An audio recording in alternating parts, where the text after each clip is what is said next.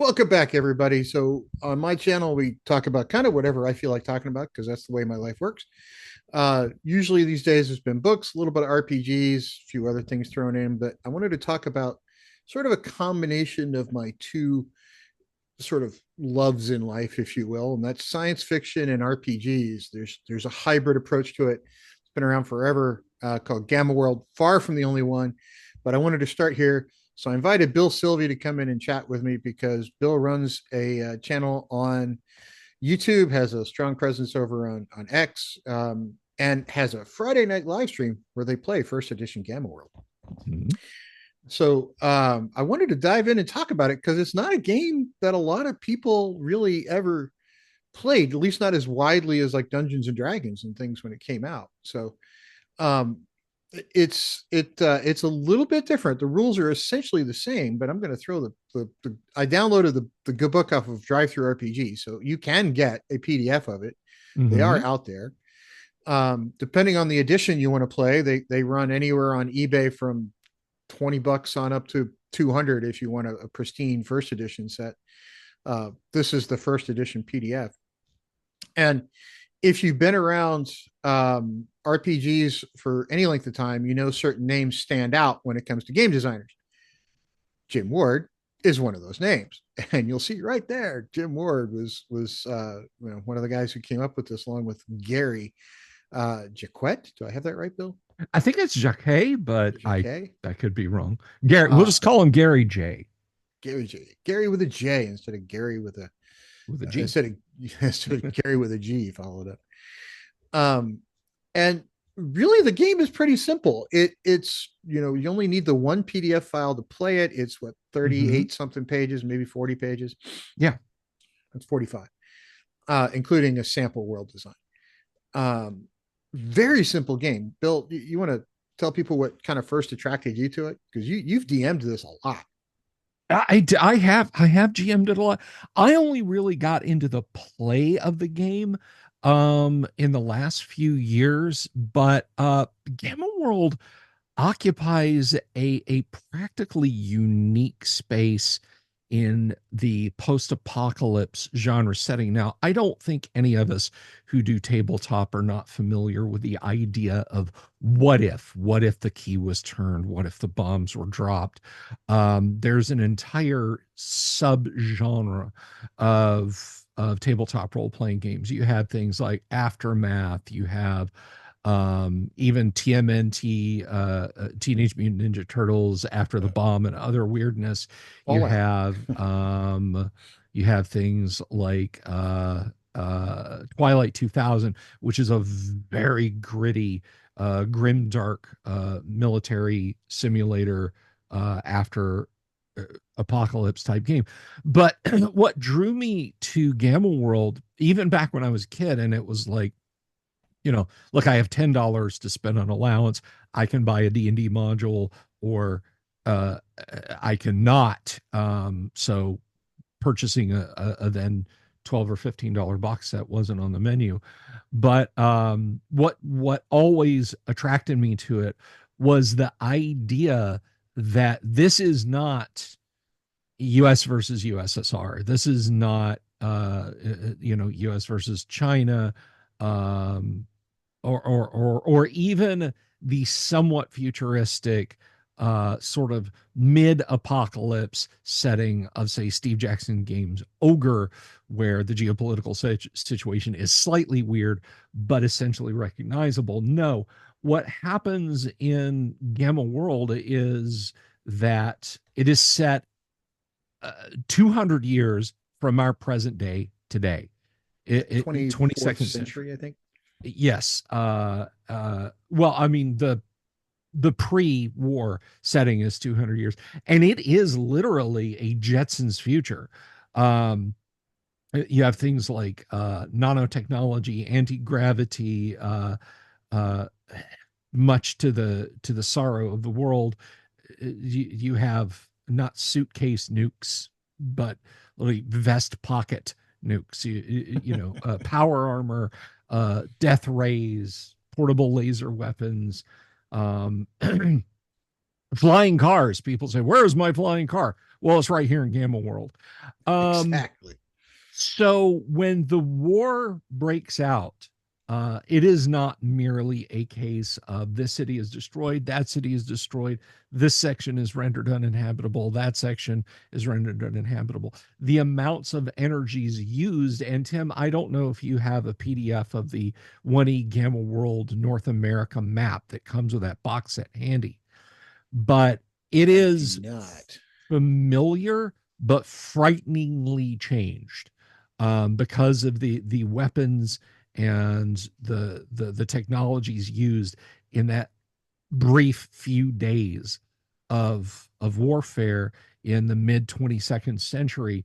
Um, Probably much to the joy of many viewers and listeners who are not regular fans of Gamble World. Most of Florida, for example, is gone. There's just a vestigial remnant of Florida jutting out now into the Atlantic Ocean. Um, but it describes in the rules that whole continents were reshaped by this cataclysm. And the remnants now are not, there's a burned out Buick, there's a Hey, talking about yeah, this map right there. that is a someone's colored in version, but that is a very good representation. Is if you look like that black dot just to the right of the Florida Peninsula there at the midway, that is supposed to be Orlando. That is approximately the area where I live in, and it is completely underwater now. So your party could potentially dive the ruins of sunken Orlando and find and find artifacts there. So the ruins that you find yourselves in as characters in Gamma World are not familiar. Like, oh yes, I know. Well, that's a McDonald's, and that's a, that's a 747 wreck, and that and this, that, and the other. It presumes upon the player that this is all completely unfamiliar to them. Um, you know, the war was so violent, the war was so cataclysmic that the old world is in the space about 170 years pass between that war and where Gamma World begins. And there are parts of humanity, and it's presumed where the players come from, to keep the verisimilitude of coming out of the ashes intact, that have become completely feral and tribal. You don't say, well, that's the ruins of St. Louis, that's the ruins of Atlanta, that's the wreck of a starship.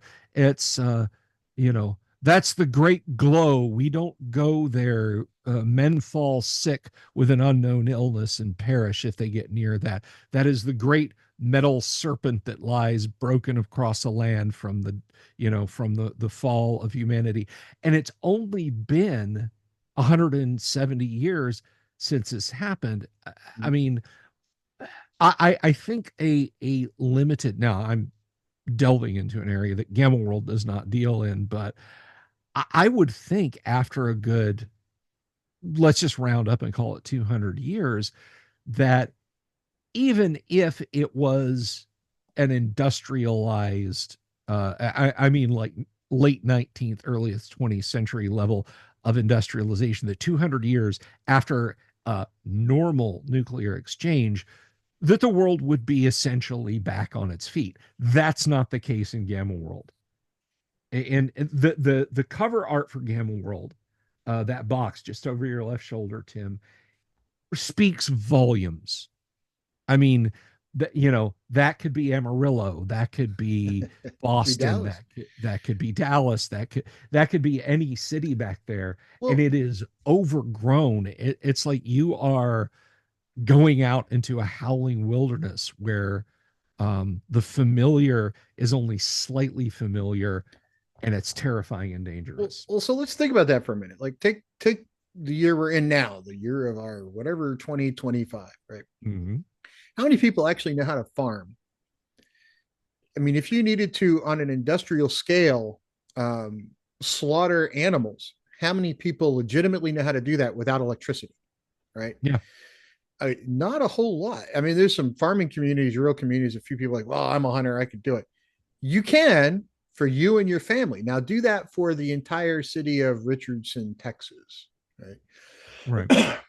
So would we be back at civilization levels? I mean, even if you knock out just electricity, well, take COVID for example. We all saw what happened in COVID when there was a shortage of one or two items. We all freaked the heck out and didn't know what to do. So, of course, Hmm. hoarding started. People bought all the toilet paper they could just in case. If we freaked out like that over toilet paper, what happens when you have a real issue and you can't get all kinds of things? And especially if you use electricity, what happens when you can't get life sustaining medication? For instance, uh, how many people do you know that are insulin dependent diabetics? Right, insulin only has a certain shelf life, even if refrigerated. So you've got a 90 or 120-day supply unless somebody actually knows how to go out there and make the stuff, which there's not a whole lot of people who know how to do that without the machines. Mm. Right. So turn the machine on. Well, we can't. Right. And so I think there's been studies on this that suggest that even in the instance where you took a modern society and knocked it back, you would have very little bit left of humanity in very short order because you kind of run out Yeah. of everything from food to medicine to whatever because people forget how to trade with each other, right? So I go to the grocery store, I'm used to taking my credit card and swiping it or debit card or whatever, and they Hmm. give me food. That's the extent of most people's knowledge base on how to get food, right? Well, how much food do people keep at home? 3 4 days tops, a week and a half, not much. So how long does it take before society really falls to crap? And it Yeah. does not take long. Yeah. And Gamma World, I think it reflects a post consumer, a post, it's the word I'm looking for, uh a post scarcity world, because some of the things you find in the ruins, again, Jim was and Gary J were talking about a Jetsons future that collapsed. Mm-hmm. I mean, and we think now, and you raise a very salient point. How many people could farm? How many people could take care of an animal? I am uh reminded of one of those reality shows from, I don't know, about 15, 16 years ago that were really popular. And they sent a bunch of urbanites into the Alaskan wilderness to survive for a set amount of days. And they winnowed them down, and the last guy would win a prize or something like that. But they still had to work together as a team. It wasn't about forcing people off the island. It was literally just like, which one of you will last the longest? And their food supplies were deliberately limited. Now, obviously, the network production team wasn't going to let them starve, but at the same time, you know, you guys are going to have to do for yourself. And they found a moose kill, Mm-hmm. um, and they were elated because it was freezing cold temperatures, so the meat was likely still good. And I remember sitting there watching them with rapt attention. I'm like, that's food for weeks for that 8 or 10 people. And I saw them picking over this carcass, and they were getting bits of the carcass out. And there was a fellow who kept picking up the entire flank of the thing, its ribs, and moving those out of the way to hunt for a little. And I was like, that my brother, you are moving a rack of ribs. Please tell me that at the end of this, you're like, oh, okay, let me cut that. No, that, and here are people who have the full support of a technological industrial society getting little tiny scrap. They came away with like a couple of good sized handfuls of meat from this thing and left the ribs, they left significant amounts of meat. So you talk about people not understanding things, and I think that's in the hyper industrialized and post scarcity world that precedes the events you role play in Gamma World. I think people would be even more inclined. I mean, there are, and you can find them in broken in, and I do, if we have time, I want to discuss the, can you figure out old technology tables that are in Gamma World? But those uh, some of the things you can find are actual replicators, like walk up, push button, get food, pieces of technology. And if you go from generations, plural, that is dinner. I mean, I understand that the green beans in my can came from a farm. I understand that the steak in the plastic wrap in my fridge came from a butcher. If you just walk up to a machine and push a button and food comes out from nowhere, there is a massive disconnect that you're just not going to be able to fix in one or two generations after the cataclysm. And the other thing that would take place, because if you look at it as like a span of 200 years, the Civil War was less than 200 years ago, right? So technology has advanced a long ways, and we're not Mhm. that far removed from, let's just say, not advanced technology. And if you took that away and you put the world into chaos, you have a gamma world kind of situation where what you have left is sort of tribal units that are pretty warlike, because it's going to Mhm. become fight to survive, and that the people who survived that first generation are going to be in the strongest tribal groups, Yeah. and you're basically just going to have a bunch of warring people going back and forth. So I wanted to look a little bit at the characters that people play, because when you play Dungeons and Dragons, you get to be a magic user, a cleric, you get to do all kinds of things. Well, Gamma World, you still play it with dice, right? It Right. hasn't changed, because it was TSR and that was the way things work, because Gary liked dice. Um, and But the characters you play here are a little bit different. So you can Yes. play humanoids, right? So you could play a humanoid or a mutated human stock that is Hmm. a basic human with one or more mutations. Humanoids can, in a sense, be the strongest character type, as they have mutations that are necessary to survive. But you can also have mutations that aren't necessarily your friend, right? So, Yes, that particular unfortunate fellow is the right under the heading for hopeless characters. I mean, he has feet for hands and hands for feet, and that bizarre snout and so on. But I mean, you can play someone from a tribe that is relatively unaffected mhm. by the the fallout from the war, by playing a pure strain human. You have Right.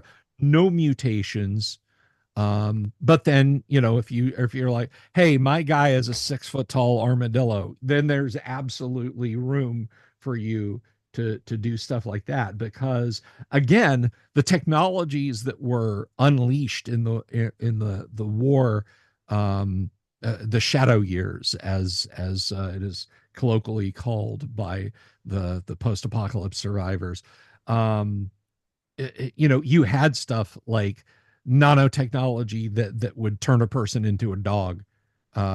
You had strange new radiological weapons. You had experimental biological weapons being used, and YouTube algorithm. We are talking about a game, um, that were designed specifically to mutate people.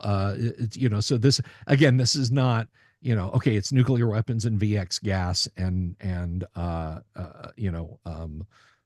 plague bombs. This is stuff beyond our simple imaginations. So you wind up with, again, a guy who's a 6 foot tall armadillo or a 2 foot tall pill bug, or looks just like you and I, but has wings and can fly. Mm-hmm. So there are a great many character options, despite the fact, as you accurately point out, it doesn't really have classes. If it can be said to have a class, the everyone is the same class, survivor. And hopefully you get to continue to do that. Hopefully. Fortunately, And character creation is fairly simple because the game tends towards the very lethal. yeah, so I'm looking through the physical mutations now, and just for people who haven't seen it, and as somebody who's written a bunch of books, right? So for people who don't know, my PhD is in physics. I've written a bunch of books. People have asked me over the years, "You're going to write sci-fi?" And I've always said no, because people would, kind of hyper focus on the details of the science. And I started writing a sci-fi recently, which part of what caused me to pull this out. And by the way, in my science fiction, I don't care if it's actually possible or not. We're just putting it in there. I'm just putting in things I'd like to be possible. Are they? Absolutely not. But I don't care. So, but in this game, the physical mutations can come off of this table here, which I found kind of interesting. So you can have, a mutation that says attraction odor, body structure change, right? You go on down the list. Heightened hearing, that might come in useful. Heightened strength Mm-hmm. might be useful.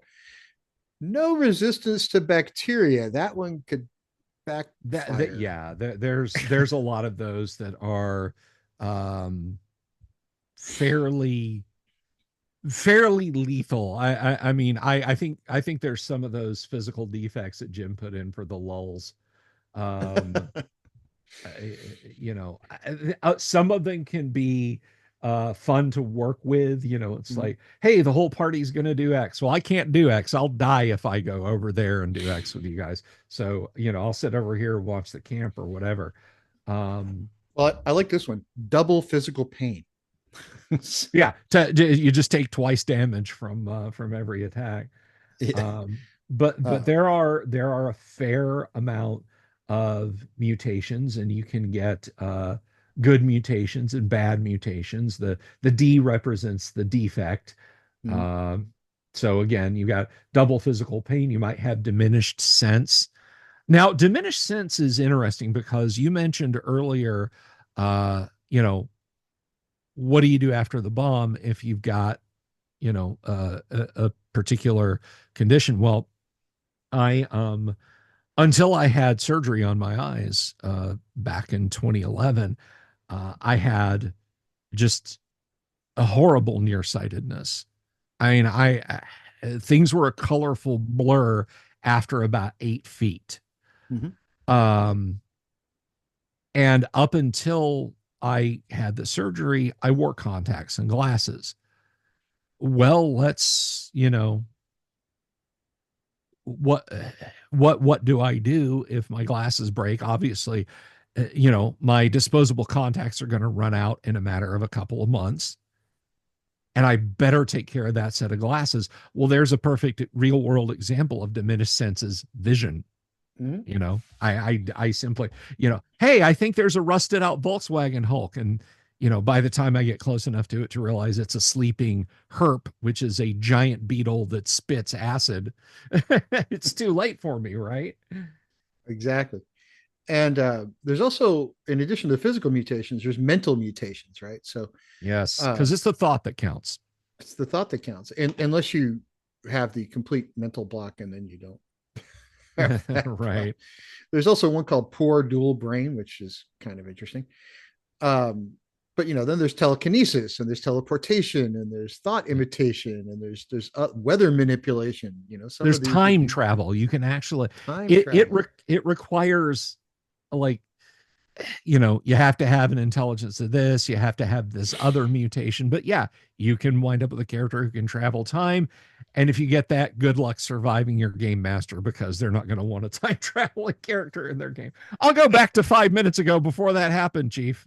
Uh, And you're like, son of a yeah. biscuit.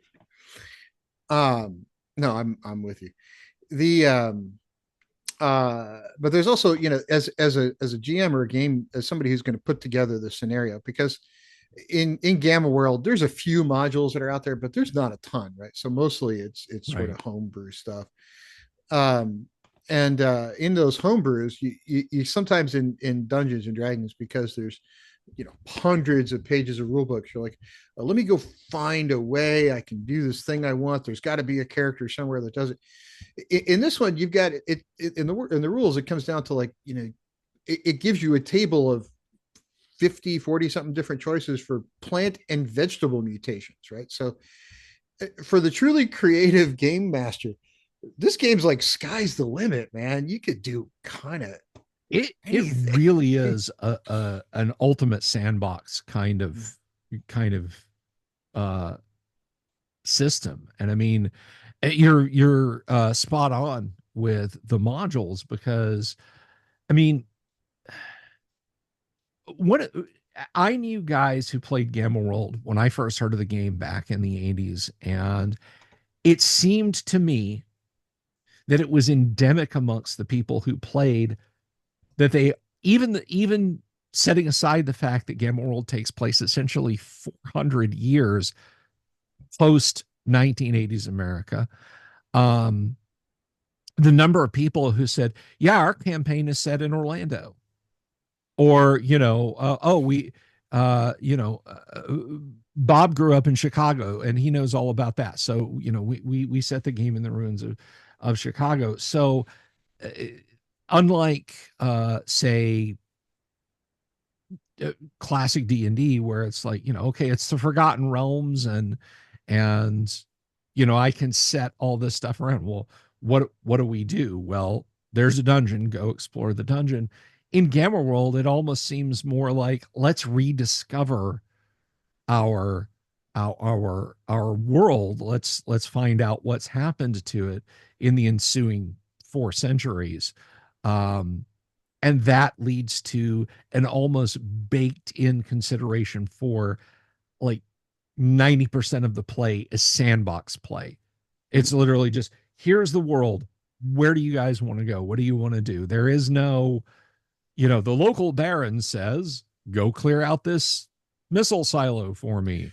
Well, Or, the scientist has been kidnapped by the mutants. You must go rescue him, sort of so tropes. that's a really interesting point, because one of the, and I am not going to get into the edition wars, but one of the things that comes up when the edition wars happen, and bear with me a second, I'm going to Okay. tread on this very carefully, is certain adventures come out and people are like, oh, it's too railroady, it's too this, it's too that, and yet here's Gamma World on the side. It's like, sky's the limit, man. If you Yeah. can find a helicopter and restore it, you can fly a helicopter into the Sears Tower on top and land and explore your way down. I mean, Yeah, absolutely. it's the ultimate Absolutely. sandbox game, and it gets ignored by too many people. It does get ignored by too many people. It for GMs and players looking for a sandbox campaign, classic Gamma World, even second edition Gamma World. Because folks, there are 7 editions of Gamma World. Mhm. Um, one or two of them were built around TSR's attempt to make a sort of GURPS or Torg or hero system, like a rule system called Alternity. Um, but yeah, there are many distinct editions, but I can tell you the first and second editions, literally, they're like, here you go, game master, here's the rule book, have fun. Oh, if you need some modules, we published 5 of those. So, Yeah, I mean, you're literally drowning in a wealth of pre-programmed adventures for any edition of Dungeons and Dragons. But for Gamma World, it's like, this is what North America looks like. Have fun. yeah. So like, and I got the PDF of Drive Through RPG. It was less than $10, right? Yeah, So it's it's, very affordable. That's where I got mine. and that's the first edition version, and it's 40 something pages. But Mhm. as I flip through it, you want to know how sandboxy is sandboxy? There's a bunny rabbit with a gun. I mean, That's right, come man. on. Hoops. And you got to watch out for hoops. If a hoop decides he doesn't like the fact that you're wearing powered armor and reaches over and touches it and hits it, the whole thing turns into rubber. Yeah, And there's be no careful there's with no those things. fixing it back. Congratulations, you're stuck inside a person shaped basketball. and, Um, and that's the end of you, right? and that So, and that may be the end of you, but there's all sorts of stuff like that. And one of the things that I think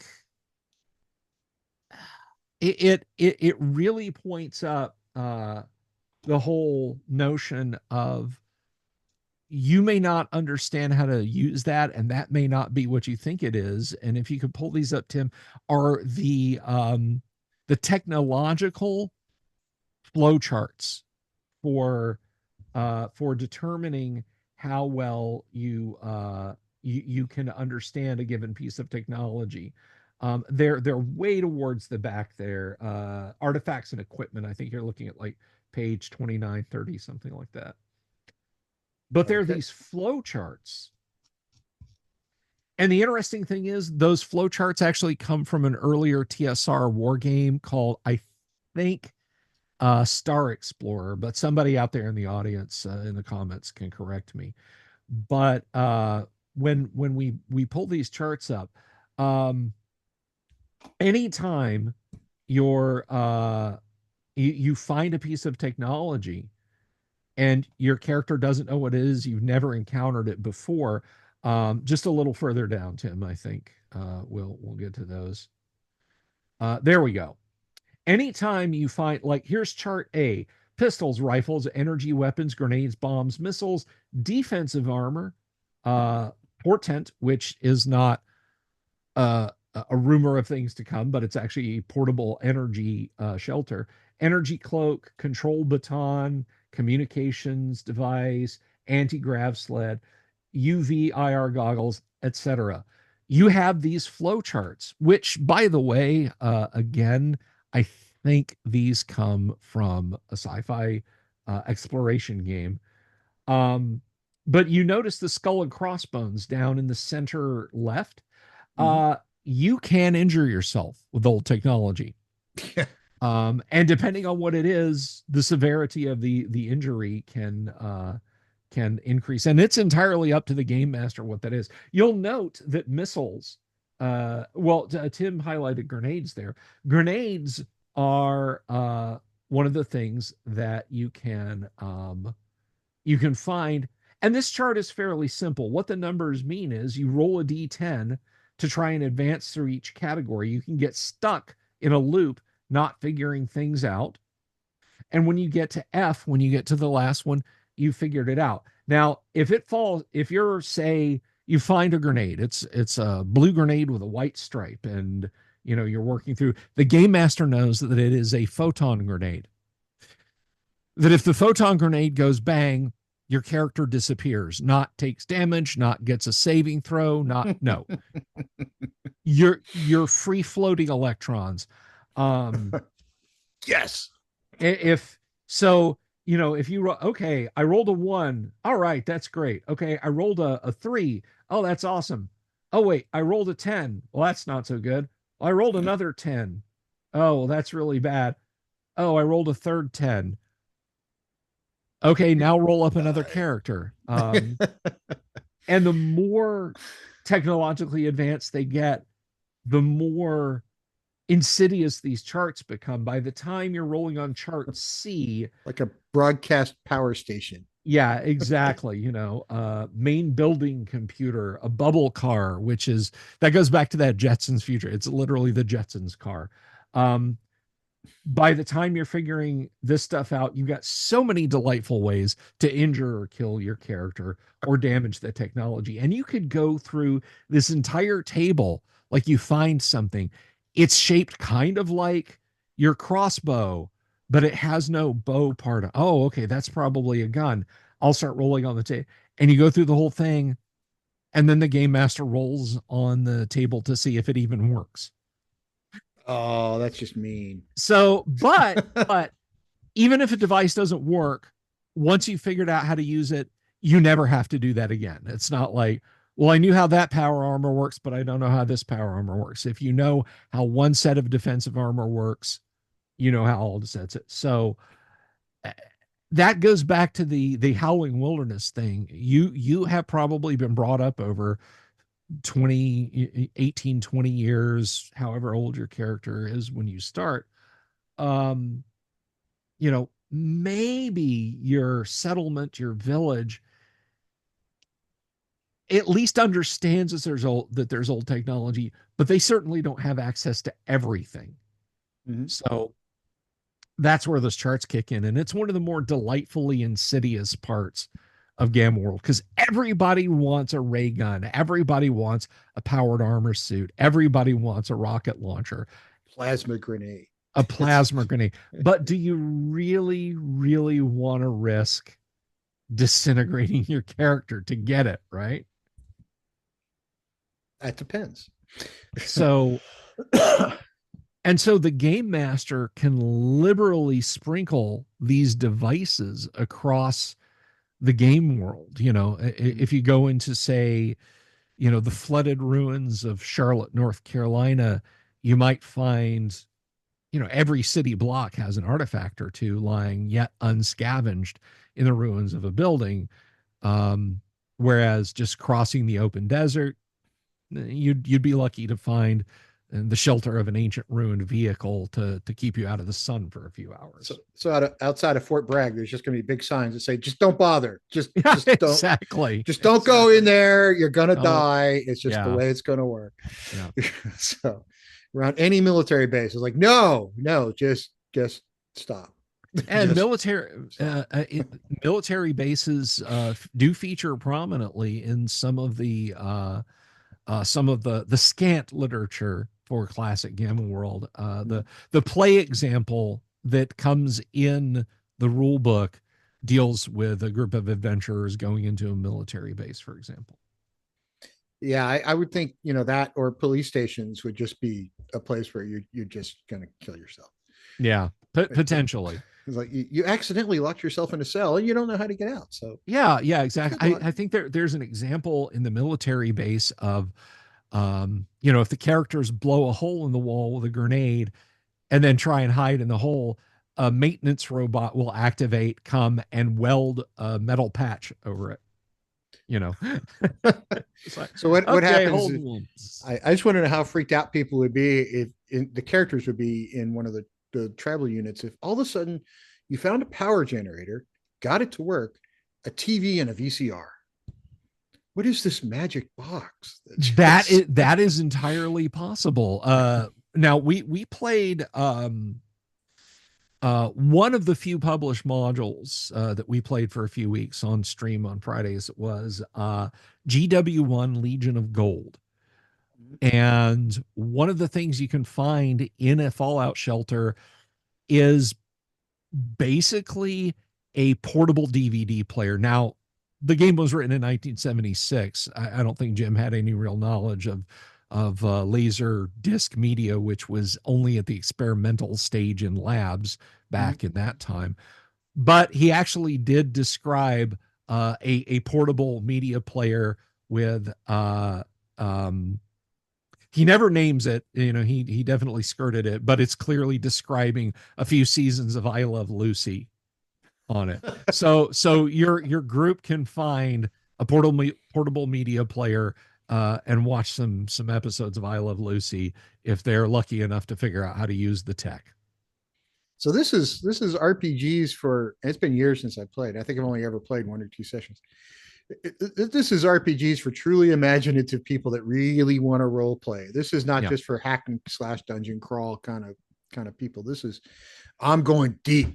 I'm going to yeah, get into this character and really kind of dive into it. Which is one of the reasons I think maybe it was overlooked so much because a lot of although people say they want sandboxy, hmm, a lot of times that's a lot of work to go off and do that, right? And it's not for the weak of heart, so to speak. So it really is for more for your hardcore kind of players. Um, which is part of why I'm starting to dig back into this because it's been years since I looked at it. I think the only one I really got into personally as a kid was into Star Frontiers for a little while, and the one that FAFSA put out for Star Trek. Uh, but those were kind of ship on ship combat things that were a lot different. This is post apocalyptic, figure out how to work the plasma grenade stuff. This is a lot deeper yeah. dive than any of those others. And Uh, the time frame that this came out was interesting because Jim, the first science fiction role playing game was written also by Jim Ward that preceded this was called Metamorphosis Alpha, and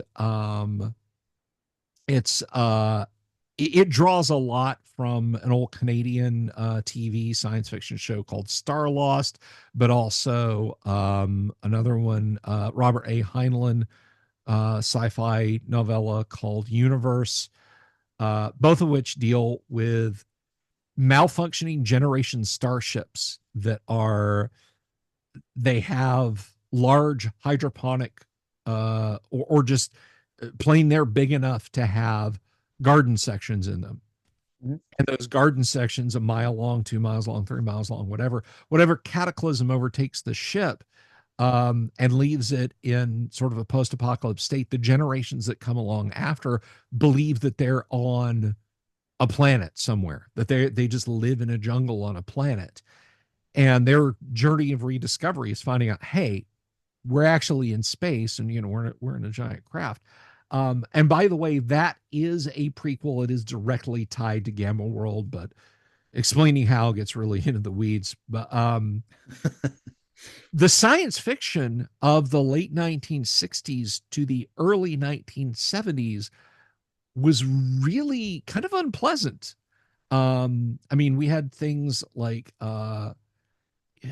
2001 was speculative, but you couldn't really say it had a quote unquote happy ending.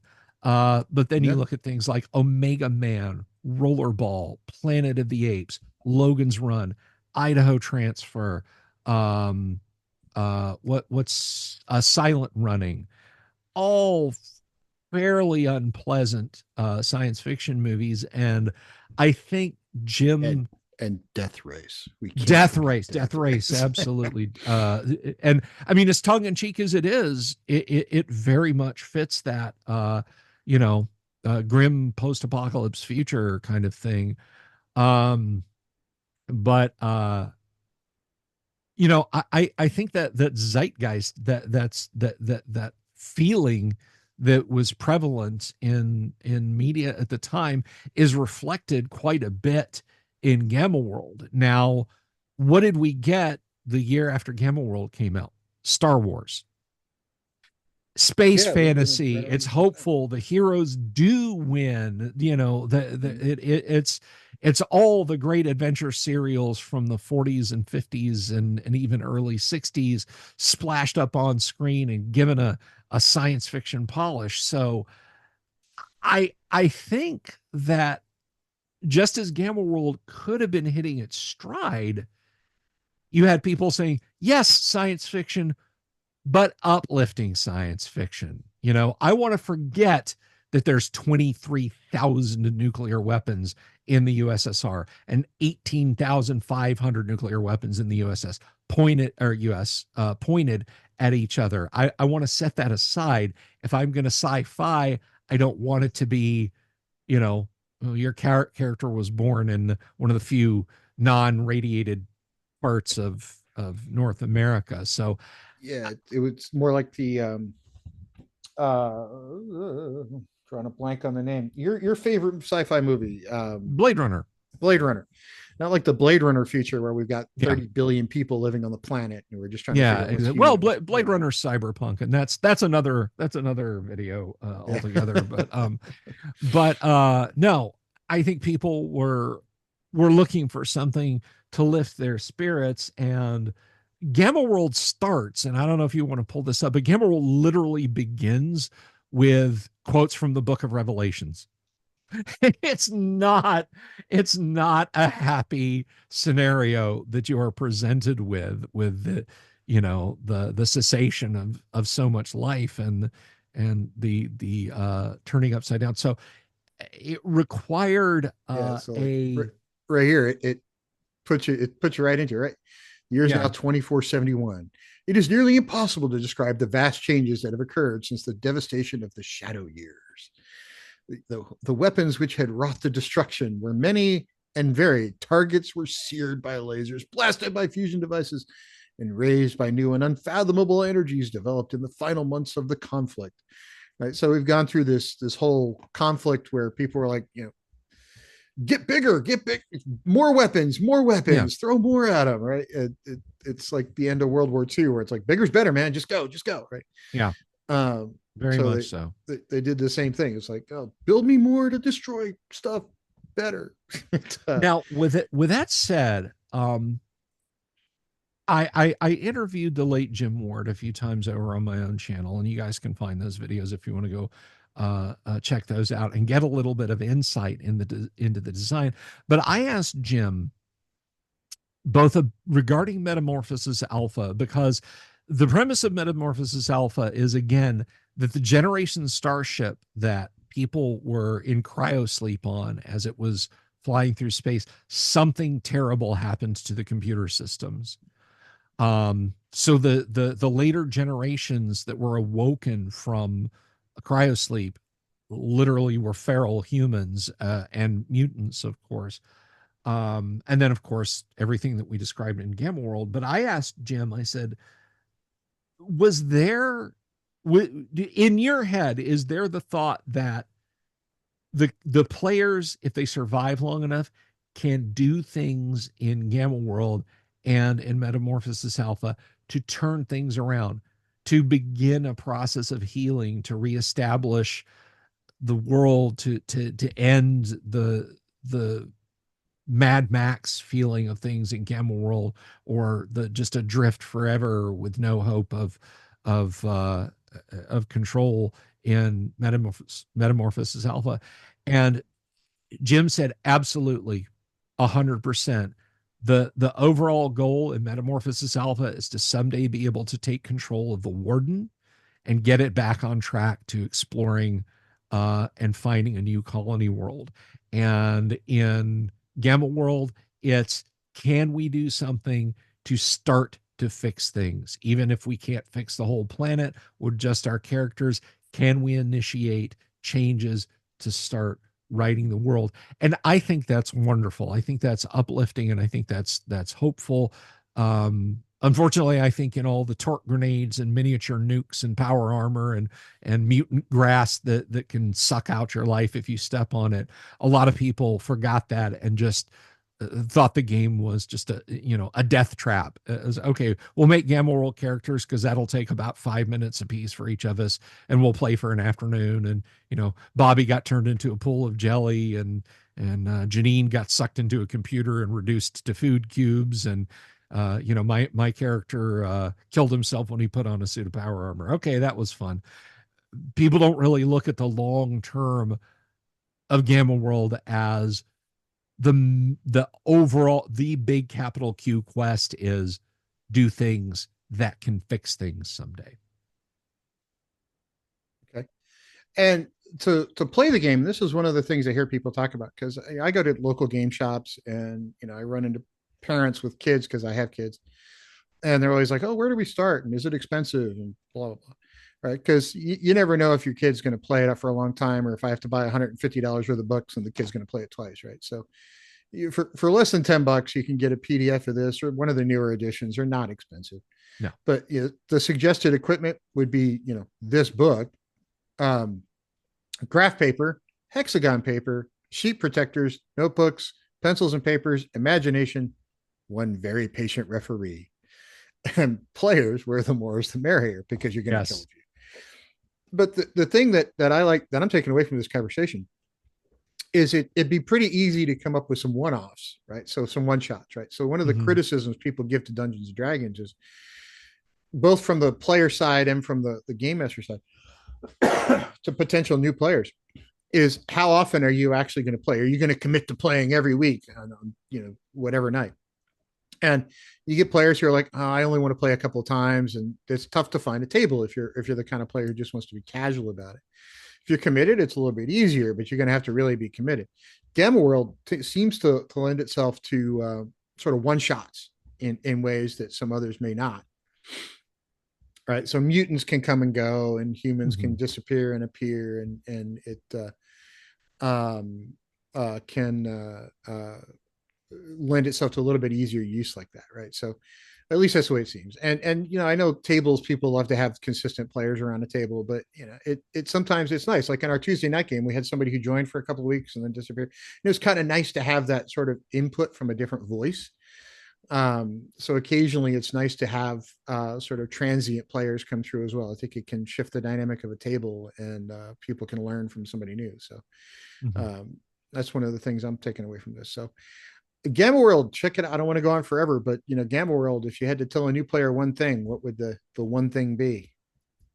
um Survival is not guaranteed for your character. Don't do a big backstory. Yeah, yeah. Don't come in and write me an Isaac Asimov novel for your character who, let's face it, one of my players on Friday night, Kevin, had currently holds the record of 3 new characters in one night. That's impressive. Yes, And I should point out that's in 2 hours. yeah. That in a 2 hour live stream, he created a humanoid with a carapace who got whacked, a humanoid rhino, and then a pure strain human. I think the pure strain human lived the longest, Mhm. but yeah, the rhino, just the carapace guy. So yeah, 3 characters in one night. Yeah, Bill doesn't fudge rolls, by the way. I If he don't. dies, he I dies. roll them out where everyone can see them. And as I like to say, the dice tell a story that neither the players nor the game master were expecting. He lives by the rule. If he dies, he dies. If he dies, he It's dies. just listen. I don't remember what movie that's from, but I remember it somewhere. Rocky Four. Rocky Four. Yes, thank Yeah, you. It's a Russian. If he yeah. dies, he Dolph dies. Lundgren. Who, by the way, has a degree in chemical engineering. He Yes, kind of Dolph Lundgren is not some meathead. He is a smart fellow. he really smart guy who figured out that movies pay better than chemical engineering and went that way instead. Yep. Although he actually went to MIT, and one of the stories about him was, yeah, he's a good student, got in, graduated, moved on, followed a girl to California, wound up in movies. So did not wind up with the girl, but wound up in movies. Yeah. So, and I personally think he was one of the funniest ones in the Expendables. But And although Dolph, if you're watching this, I would love to play Gamma World with you. Just letting you know. I would too, and I do think it was funny when he looked at people who carried small rifles and went, "Oh, it's cute," you know. So, yeah. But I also heard somewhere in Rocky Four he hit Sylvester Stallone hard enough he actually had to go to the ER or something. It was uh, Yikes. yeah, there was an accident in filming where they actually made contact a lot tougher than they were supposed to make contact. Didn't quite go the right way. But Gamma World, check it out. Friday nights on Bill's channel. He's the Dungeon Delver here on YouTube, and the Dungeon Delver over on X. Can't miss him. He's around all the time. I'm on his Tuesday night game. Friday night game is Gamma World. Someday I'll have to join that, but this week my kid has a play she's in. So, um, Vastly more important. yeah, my 12-year-old daughter is in a play, so I have to. I want to go see that. I'm not burdened by going and seeing it. I enjoy going and see it, but I will tell you this: parents with kids, they don't tell you how often you wind up playing taxi cab before you decide to have them. Yeah. So rehearsals are so much fun. Oh yeah. Anyway, Friday night Gamma World, Tuesday night first edition D&D, Monday night sort of a free for all on your channel. You kind of have different topics. Yeah, Um, Monday night I usually I've been talking a lot about our upcoming online convention, some software for dungeon masters I'm developing. But Monday night you catch me at the right time. Hell, I'll talk about anything on Mondays. Wednesday night's kind of the same, right? It's sort of like whatever Bill feels like. Yeah, if my co-host down in Australia, because it's tomorrow morning for him when Uh, I do Wednesdays. So sometimes my co-host Kyle is able to join me, sometimes not. Thursday I like to have guests on. mhm. That's like the one guaranteed capital F free day that I have. But if I don't have a guest, I like to do deep dives on classic TTRPG stuff, like Gamma World. Sometimes I'll talk about Gamma World. Our current thing we're looking at is the classic mega module Temple of Elemental Evil. But this week, that is at the time of this recording, I do have a guest, Matt Finch, on. Oh, So nice. A Temple of Elemental Evil was one that is not for the low level characters that don't like to work together. That's for characters yeah, that you got to yeah. really have a party that works as a team, not like oh, I'm going to go rogue and decide I'm going to go off and yeah, you can't have that. You will die. Well, Bobby's character ran onto the blue tile and he just vanishes. And you take Bobby aside in the other room and say, "You reappear in the elemental plane of water and start drowning. You have about a minute to realize your mistake. Go back in the other room and roll up another character. Exactly. Or use your character generator. Either way works.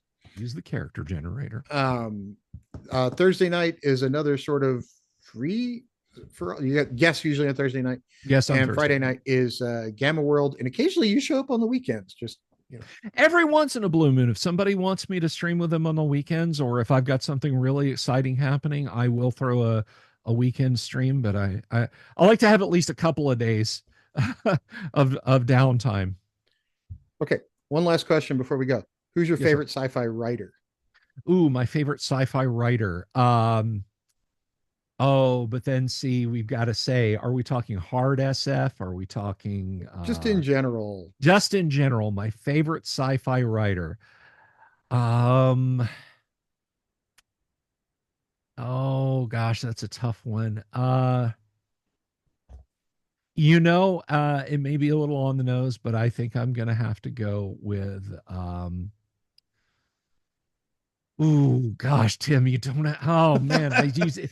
I'll give you Savor mine. this moment, guys, because Tim has really stumped me on this one. But I'm going to say probably my most frequently reread that I can just dive in at any point and pick up a book of short stories or one of his six amazing cyberpunk novels is William Gibson. So I'm going to say William Gibson.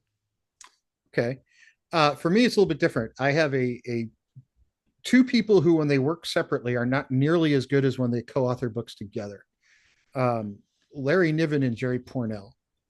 Separately, they're okay. I like them. Together, they are unbelievable as a team.